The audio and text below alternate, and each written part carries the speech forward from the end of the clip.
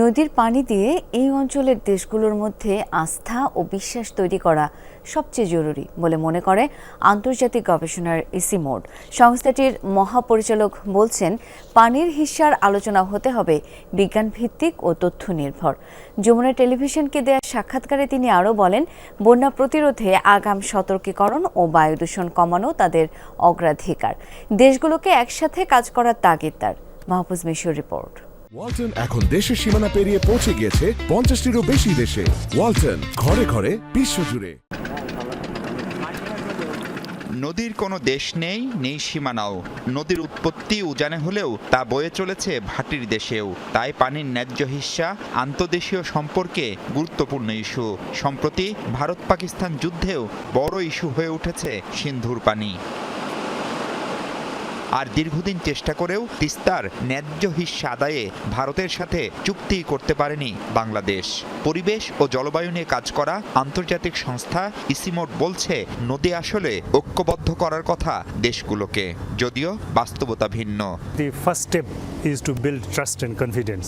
নদী নিয়ে দেশগুলোর মধ্যে আস্থা ও বিশ্বাসের সম্পর্ক থাকতে হবে। সেজন্য পানি প্রবাহ, পলিসহ সব বিষয়ে বিজ্ঞানভিত্তিক তথ্য থাকা জরুরি। এটাও সত্য, এসব কাজ হুট করে হবে না। পর্যায়ক্রমে তথ্য সংগ্রহ, বিনিময় ও সে অনুযায়ী কাজ করলে সমাধান সম্ভব।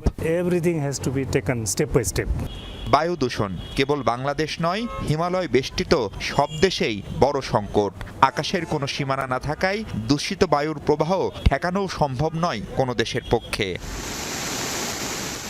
আবার বন্যা প্রতি বছরই বাড়ছে এর প্রকোপ, ব্যাহত হচ্ছে কৃষি উৎপাদন, মানুষের জীবন জীবিকা। অথচ কার্যকর পূর্বাভাস ব্যবস্থা থাকলে এই ক্ষয়ক্ষতি অনেকটাই কমানো সম্ভব। একইভাবে খরাও ভোগাচ্ছে বাংলাদেশ সহ পুরো অঞ্চলকে। এসব নিয়ে দেশগুলোর সমন্বিত উদ্যোগ জরুরি বলে মনে করছে ইসিমোড। Especially in terms of addressing the shortage of water. একদিকে পানির স্বল্পতা, আবার অন্যদিকে ভয়াবহ বন্যা। অথচ এগুলোর আগাম তথ্য পাওয়া সম্ভব। আবার সব দেশই বায়ু দূষণে ভয়াবহভাবে ভুগছে। এসব সংকট নিয়ে বাংলাদেশ সহ দেশগুলোর সাথে কাজ করছি আমরা। We are working through the partners. পাশাপাশি পার্বত্য চট্টগ্রাম এলাকার কৃষি উৎপাদন বৃদ্ধি, বন্যা ও খরা প্রতিরোধেও কাজ করতে যাচ্ছে সংস্থাটি। মহাপরিচালক বলছেন, রাজনৈতিক বিভেদের বাইরে থেকে এসব ইস্যুতে কাজ অব্যাহত রাখতে চাই ইসিমোড। এই অঞ্চলে জলবায়ু পরিবর্তনের অভিঘাত কি এবং তা মোকাবেলায় কি করা প্রয়োজন, বিজ্ঞানীরা এরই মধ্যে গবেষণা করে তা অনেকটাই নিশ্চিত করতে পেরেছেন। এখন সেটি বাস্তবায়নের জন্য যা সবচেয়ে জরুরি তা হলো বিভিন্ন দেশের সরকারের রাজনৈতিক সদিচ্ছা, আর সেজন্য দরকার পর্যাপ্ত পরিমাণ অর্থ বরাদ্দ। ইসিমোডের মতো বিজ্ঞান ও গবেষণা ভিত্তিক সংস্থাগুলো বলছে, সেটি না করতে পারলে অদূর ভবিষ্যতে দেশগুলোর যাবতীয় অর্থনৈতিক উন্নয়ন কর্মপরিকল্পনাই ভেস্তে যেতে পারে। মাহফুজ মিশু, যমুনা নিউজ, কাঠমান্ডু, নেপাল।